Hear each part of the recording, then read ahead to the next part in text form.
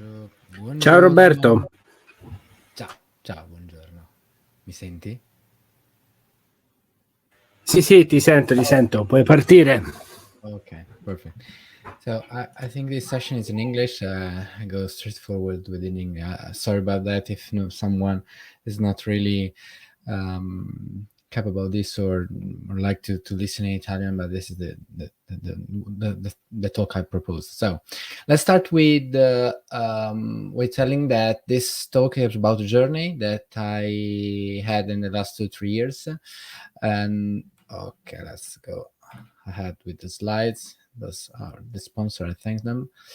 And I started to analyze complex internal situation in my company where business intelligence teams needed to perform analysis over our big data. Okay, so when we started, actually it wasn't big data. Okay, just data. Okay, now we have a huge set of data sets with billion of rows, billion of rows incoming each month. Okay, and so the entire company is dependent on those data sets. Okay, so we needed to rethink as a developer to our strategy to handle those data sets. Okay, we didn't know how to do that. We were just developers. We didn't have the skills about data engineering and stuff like that. Okay, so we started from scratch, and this was the evolution of our platform. So we started from the relation database. After that, we saw that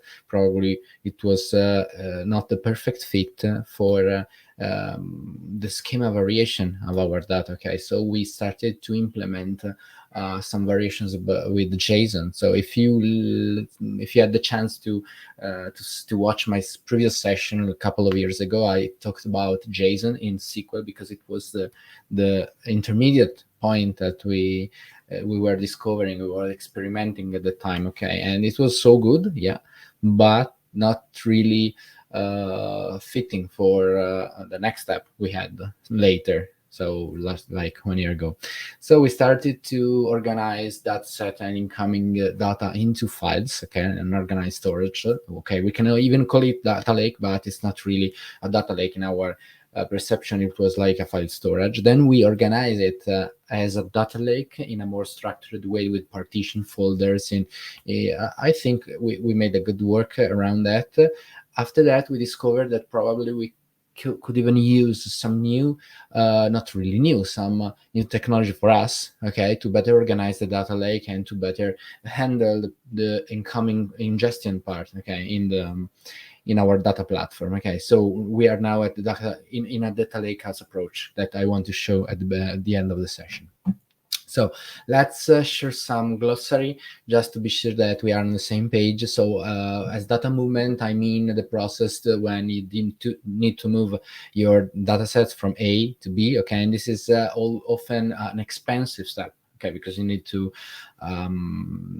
move gigabytes of terabytes of data and million or billion of rows. So it's not really maybe it's easy on a point, but it's not really convenient at the other point because so often it's expensive and it usually takes some time and even to replicate data from A to B. Okay, the data platform is the term that could mean the entire ecosystem from the sourcing to the consumption layer. Okay, for lending, I mean when you are developing the sourcing part, and the sourcing part is the part when you get data from outside. So you get data from the API, get data from anything else. Okay, this is the sourcing, and the landing storage is the place that you use to put your sourcing as the first step. Okay, as the first approach. Okay, after that you can even transform it with some data engineering techniques like we can use Azure Data Factory as a technology, but actually as data engineering I mean take A, B, C, put them together, enrich it, aggregates, then produce some artifacts. Say this is the data engineering part. We can even use Spark. That's a great technology to do that. We can use Databricks. That's a company and product that provides a lot of stuff around this kind of technologies. Okay, building blocks. And of course, everything is on cloud. Okay, I don't really have a definition for big data. Okay, I think we started working big data when when we needed to go to a data lake. Okay, and why? Because not even by the size, okay, of the data, but the throughput of the data daily that we need to ingest and analyze and aggregate. So it's depending of you, okay, of the company, of the big picture. Okay, so let's start with the storytelling of the session. So in the session we have 3 reports. Okay, so now we are going straight forward to the demonstration part.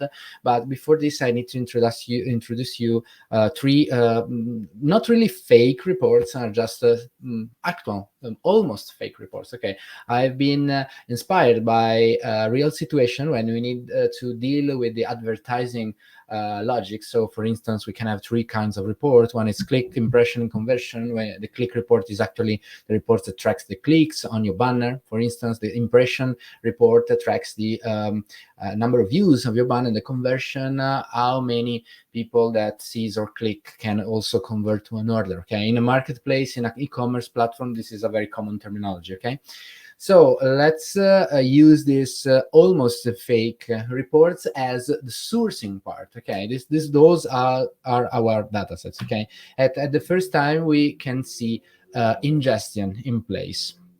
I used and just a second. I used Visual Studio to ingest it. Give me a second or more, because Visual Studio is opening up in my second screen. So it's just hanging right now. Okay, good. So this is the actual coding solution. Why I use C# to make the ingestion service, just because so I can leave it to you in my GitHub. Okay, so it's not really something real world, but can be used. In this case, I'm not downloading those reports from an API. I'm just simulating the generation of these reports with some internal logic. Okay, so I'm just generating random numbers and so on to upload it into some storage. Okay, I'm just using this prefix Azure day, and I need to take a connection string of the storage I want to go inside. I can use this one. Okay, I can take this one and can put it here. Okay, so in my first step, I generate the datasets to put into a relational database, but it's not really a fast operation, so I pre-made it to save some time in this session.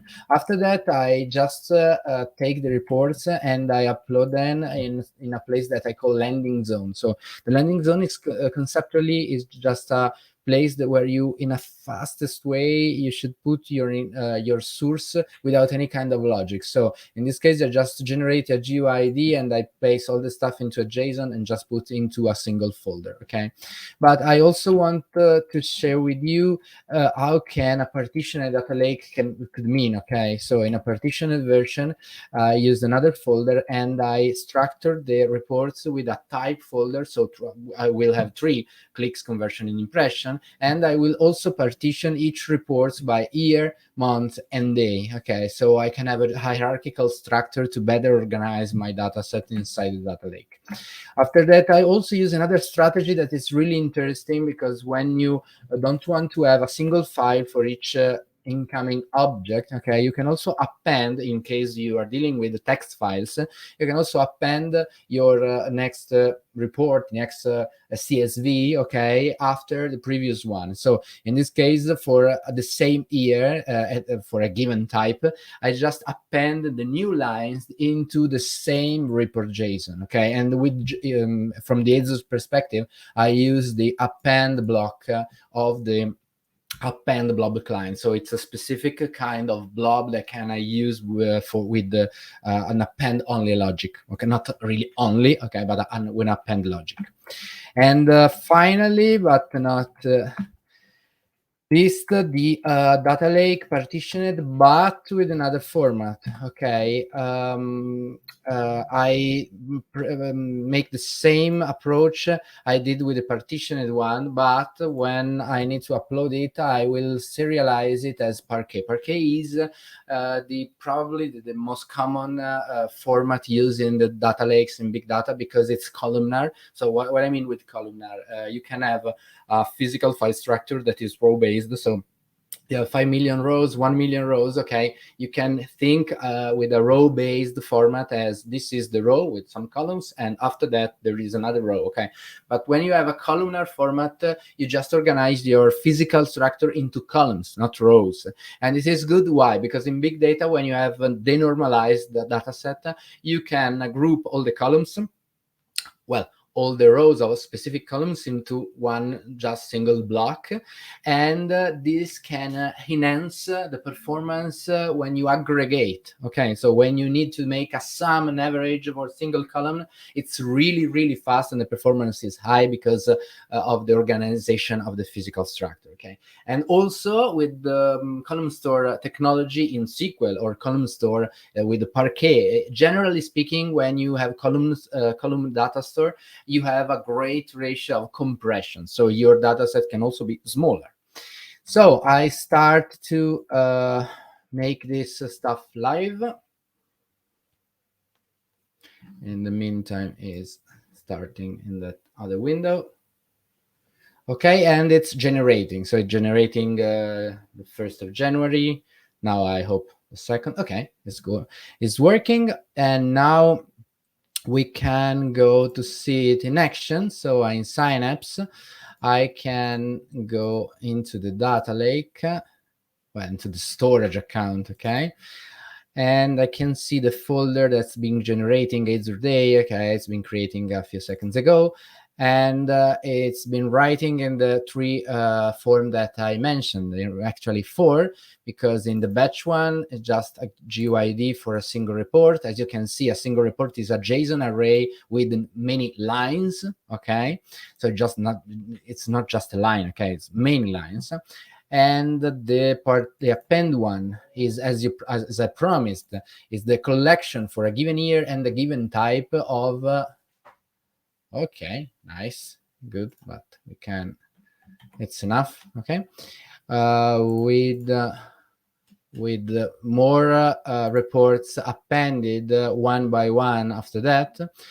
Okay, and the third one is the partitioned one. So in this case, I also partition in years, in months, and in days. It arrives to the day 9 because now that had an exception. It's not really an issue because it's just enough for the demonstration. Okay. But in those days, we have two data formats. One is the JSON and one is Parquet. I cannot preview the Parquet because it's not a text file, okay? It's just a binary file that's compressed. So it's not really something that you can see. But now we can start using Synapse, okay? Synapse is this collection of great big data services. Many of them actually existed before Synapse itself. So for instance, the data warehouse that now is called the dedicated pool existed before. Azure Data Factory existed before. Now it's part of Synapse. It continues to exist as a standalone product, but it's still inside it.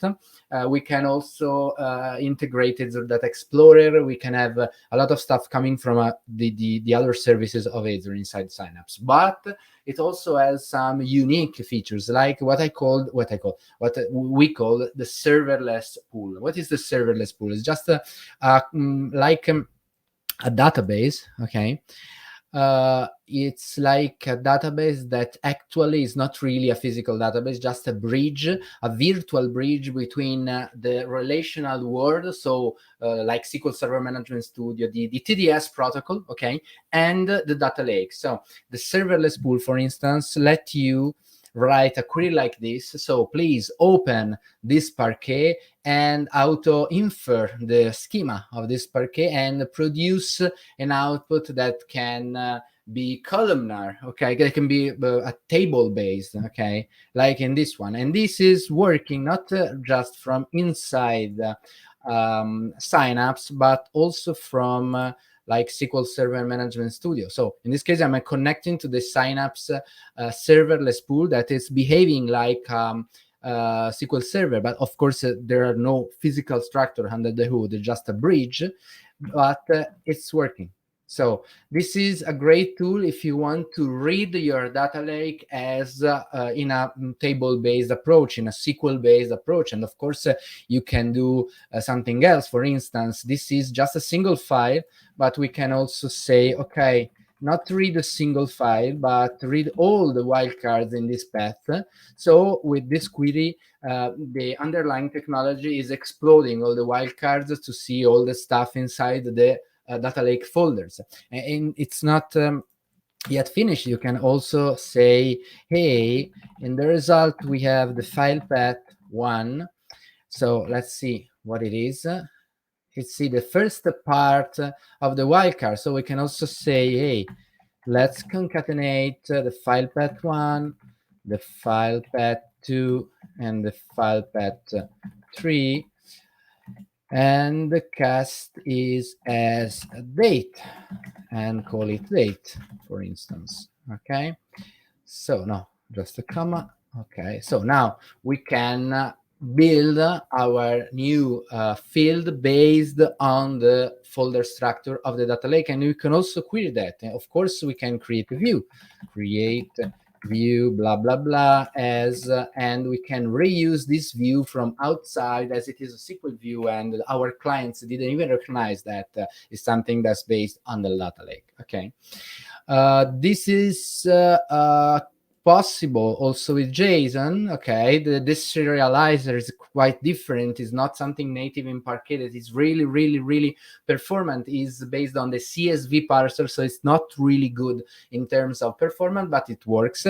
And of course, after that, you need also to use the JSON function to get data from inside the result and cross-apply it to explode the array. But this is something that I used to explain also in my previous session by using JSON inside SQL. The basic functions are the same, okay? So you can even go this with this approach. Good. So let's continue. And now let's talk about the consolidation alternatives that we have in Synapse. So in this demonstration, we started the tool, and it provides 3 types of reports: clicks, impression, and conversion. And for each one, it provided a partitioning with year, month, and date. But now we want to build something aggregate. We want to merge those data sets to further analyze it. Okay, so we don't want to get the single file of a single day, but get the whole result. And we can have some alternatives: data copy, data flow, Spark pools, and we are going deeper into this technology. So let's start with the data copy part. We can create a new pipeline. Let me check and close some stuff here because it's not really needed. Okay, in the data copy part, I can create a new data set that is pointing to the Gentoo storage of Azure with the Parquet format. This is very suitable. I'm creating a lot of new data set, while in real world it's really better to reuse them with the parameters. But pardon me, just to be fast in this demonstration, and I will use some default parameters. Okay, I wanted to point to a specific folder into the reports path, but since there's a bug here in the portal, I just do this in 2 steps. The first step is by pressing OK here, and the second step is customizing the data source after a few, I hope, seconds. Okay, so let's wait. 1, 2, 3, 4. I hope it's less than 10. Really hope it. Okay, good. And now let's see here. Azure, they partition it, type clicks. Okay, so now we can say, no. Oh, well, let's use a wildcard. Azure day slash partitioned slash year wildcard. Month day wildcard slash Parquet. Let's preview the data. No, made some mistakes. So Azure Day partition here, month and day. Good to know. Day, month. Type. I missed the type. Okay. Okay, good. I can also just fix the type to clicks. Okay, and I can even click here to promote the wildcard parameters as columns. So with this check, I'm promoting those. No, I'm doing nothing actually. Type clicks. Okay, but I'm promoting year, month, and day as columns. So very good. So now I say I want a new data source on the Gentoo storage. That's Parquet, and that's here inside the reports folder, the reports container. Okay, let's wait another 10 seconds or more. I hope less. Okay, and now I want the behavior as merge all the files into a single specific file that can be called Azure Day / like aggregates, and the name of file can be type equal clicks. Okay. Okay, the pipeline can be debugged right now. There's just one task, so it's just debugging this one. And under the hood, what is called the data integration unit, that's some sort of compute technology that is always run, is taking this task, and I've been billed by the seconds, okay, the minutes that I'm using this pipeline. After few seconds it started and it just succeeded. So it read something like 8 files to merge it in one. We can also see the result here in the aggregates, and we see just one file with all the days that we had before, like single individual files. Good. But now we want something general, okay? Because we have 3 types of reports: clicks, impression, and conversion. And if I made this kind of stuff general with a wildcard like this, it will throw an exception. Why? Because the data copy activity just copies data. It doesn't handle the schema drifting between different data sources. So if I put a wildcard there and I click debug, it will raise an exception like, I saw different file types in your wildcard path, so I cannot consolidate it into a single file. But we can do an intermediate step. We can automatically discover all the types inside the storage, for instance, like that. We can say, hey, let's dig into the data lake. Let's go another data sets, of course. I'm really sorry about that, but it's really faster to do this way instead of reusing the data sets with parameters and so on. We are seeing an example of parameters now.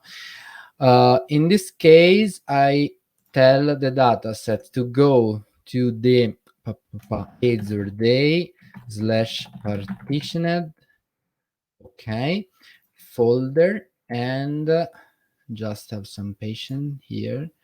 And I want to list all the child items. Let's see if it is good. I made a breakpoint to these activities in order to debug just this one and not going through the next one, okay? So let's see it in action, if it works. Yes, it worked. So I just discovered 3 folders. One is click, conversion, and impression. So I can use now a for each. Okay. And I can say, hey, for each item in the previous activity, in the child items, I take out the breakpoint. Okay, I cut this one, and let's see, for each one, for each folder, okay, for each type, I can do the copy data, but now instead of giving this type hard-coded here, I can use a parameter. So let's use a parameter, concat, all this stuff. This is the parameter I can take with the, from the for each loop. Okay. And this is this one. Oops. Okay. Item, and item is the node, the JSON node that if you saw briefly, it was composed by the two properties, name and type, something like that. So I need to say name. Yeah. Okay, this is the source, but even the sync part is a problem, because here the sync part here is hard-coded, all the clicks types, but I cannot pass the parameter from here. So now I'm making a trick that is not really a trick, it's really like the best practice that you need to do. And I create a parameter that can be the file name. I use here the parameter from outside, that is file name. And now from my pipeline, the parameter has been promoted during call, and I can say, hey, concat of item dot name and point. Okay, good. So let's see it in action. Now I'm expecting that it's listing the folder, discovering at runtime 3 types. It were 1 million. It will be 1 million for each loop. The nice thing is the for each loop is by default parallel. Okay, so we have 3 parallel copy data activities. So if we have million of files, it's not just sequential. You can have multiple data integration units that are working. And as you see, one is finished, one in progress, one is finished, and is producing this result into the aggregates folder. Okay, I think I can wait a few seconds more. Okay, let's see it again. Okay, it's still in action. Well, don't know why, but okay, succeeded. So now we have these 3 types. Good. So we see the data copy and the limits. So data copy is really fast and intuitive, but it's just an appender. So expect it as just with the same file type, it can produce a different, a single item for that type. It cannot handle the schema drifting. For that, we need to use the data flows. So it's something that we are going to use right now. Okay. And after that, to drill down more into the details, we can use Spark Pool. While those ones are not really consolidation alternatives, but we can use it as consolidation alternatives, because if you saw in the previous step that I wrote a query, select star from a folder into the data lake, we can use the serverless engine to produce a consolidation that you can use in your third-party service. But it's not really the best approach. It can be seen as a workaround. Okay, so let's see in action the data flow. So we can delete all the stuff, create a new data flow. Well, we can also go there and say create a data flow from here, from this folder. That's okay. And let's go. So the source is mapped into that folder. I can import all the schema from that files. So now the underlying Spark engine is reading those files to get all the columns and to produce a single schema that I can change or customize in the later steps. Okay, I hope it's something matter of seconds. Okay, okay, good. It's a matter of second. Good. But now I just need what I want to do right now. I want to aggregate all the stuff and take just the cost and the country columns of the 3 report types to aggregate them. So I want to project or select just the column that I want. So I don't want this one. Country, yes. No. Campaign, no. Cost, yes. Good. Click. No year, no month, no day. No sellout, no conversion, no epoch. Country code, yes, because country code is the country field in the other report type. So it's country for clicks and compression, but as I remember, it's country code for impression. So I want to change the name here. And this is possible only in data flows and Spark. It's not something that is possible with the data copy activities. After that, I want to aggregate what? I want to aggregate by the country the cost, okay? And the cost, I want to aggregate it at just the sum of the cost. Let's see it in the preview part. The preview part is possible because I previously enabled the data flow debug that is starting under the hood as Spark pool for 1 hour, something like that, to be faster in the debugging purposes.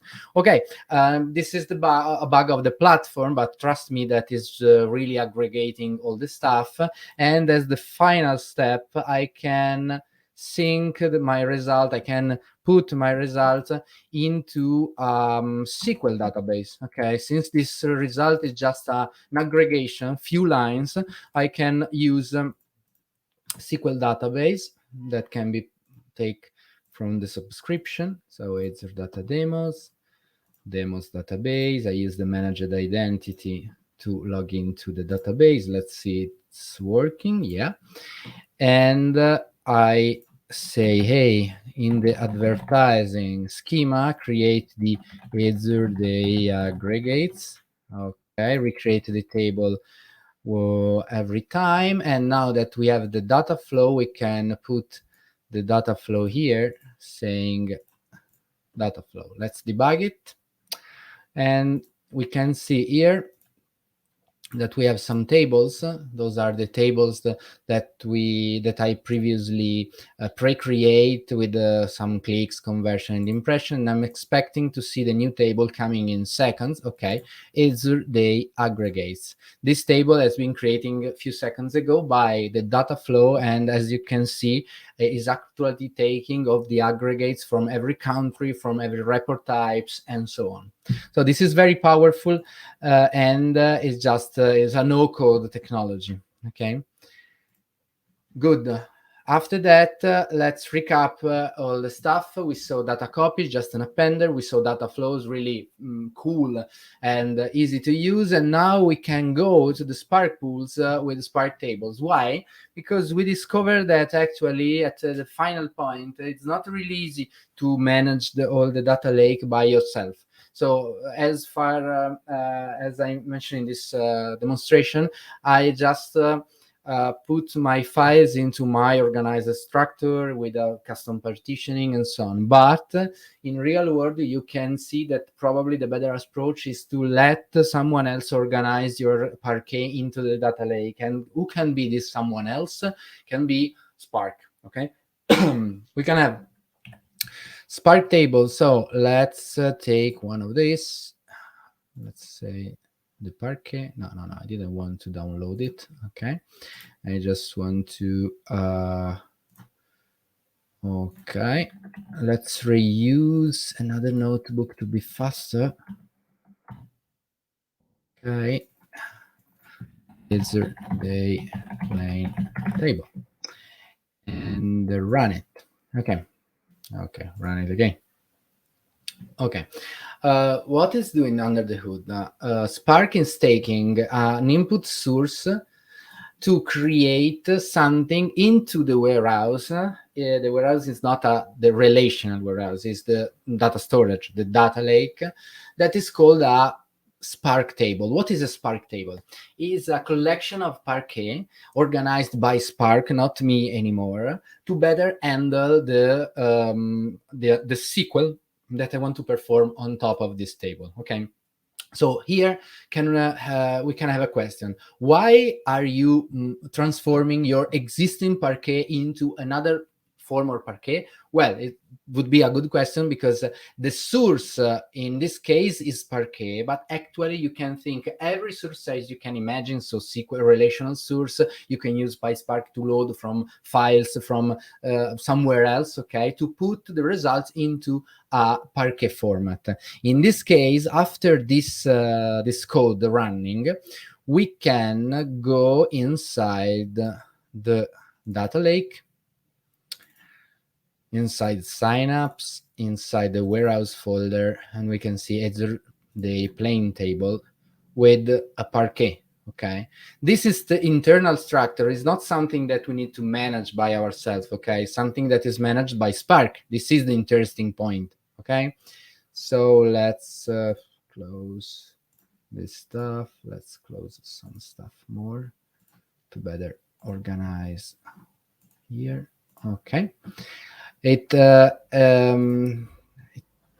a success, and now I can query with Spark, select top 10 star from default Azure plain table. Oh, there's no top, sorry. Okay, limit 10. And I can try to insert into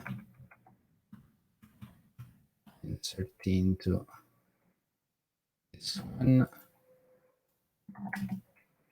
Okay, values like well, I need a timestamp, I need a country, that can be it, I need an account, can be X, even the campaign can be X, the cost can be 100, and the clicks can be 1000, the year can be 2022, 6, and 24. Okay. Let's run this one.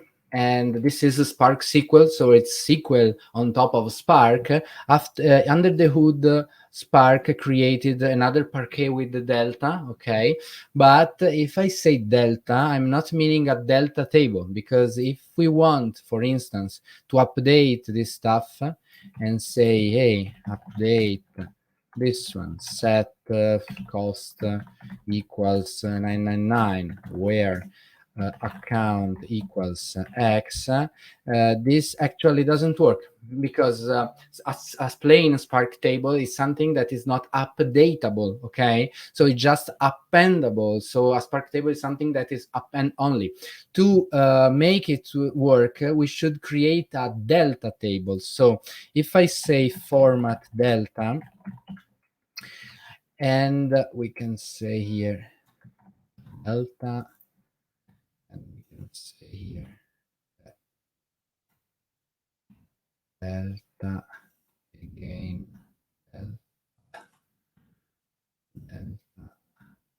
Delta. So let's run all the stuff. Is creating another new table in a slightly different format. Okay, here the format is well, let's wait a few seconds more. The format is a format based on Parquet, but with like a dictionary, like a delta log, that is a collection of JSON that handles transaction support, that handles the schema drifting, that handles updates. So if you, well, let's go to the notebook because it's taking too much.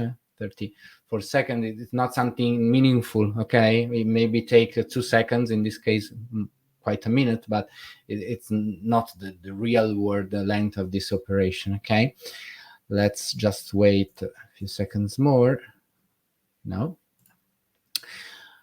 Okay, running in progress. I hope it takes really a few seconds more because we're running out of time. Okay, and the delta format is always Parquet with this new delta log, and the JSON itself is like a log, okay, like a transaction log. So think about an abstraction of the database on top of the data lake, and the good thing is that is managed by Spark. So in this case, it works like before. I insert that a row, and now I updated a row. So I'm expecting that under the hood there's 3 Parquet. One is the first import, the second one is the insert, and the third one is the update.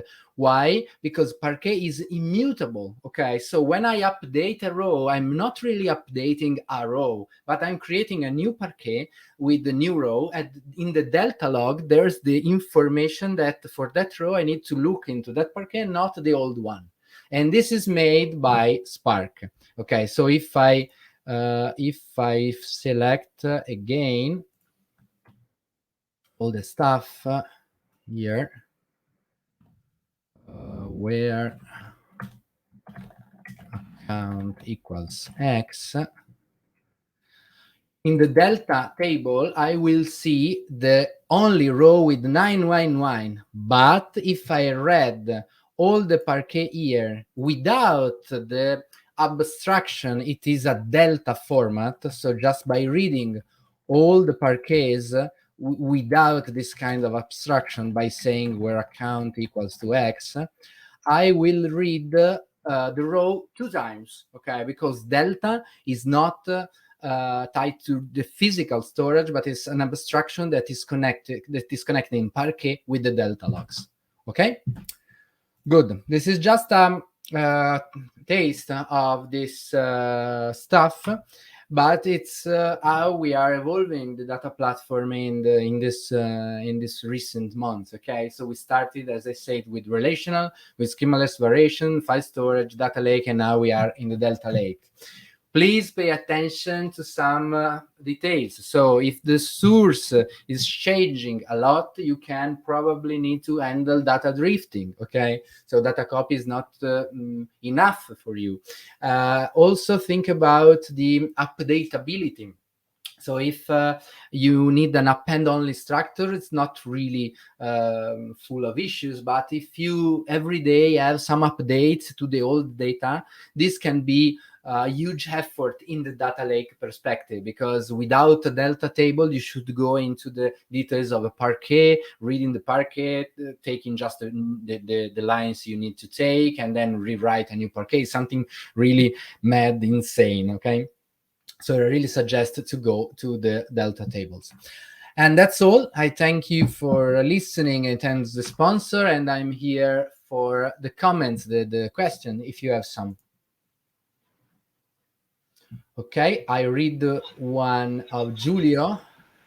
Is asking, where do I can configure the Spark cluster where all the code is running? It's specific when I create blah, blah, blah, blah. Okay, so when I can configure the Spark pool is created here statically. So you just create, here.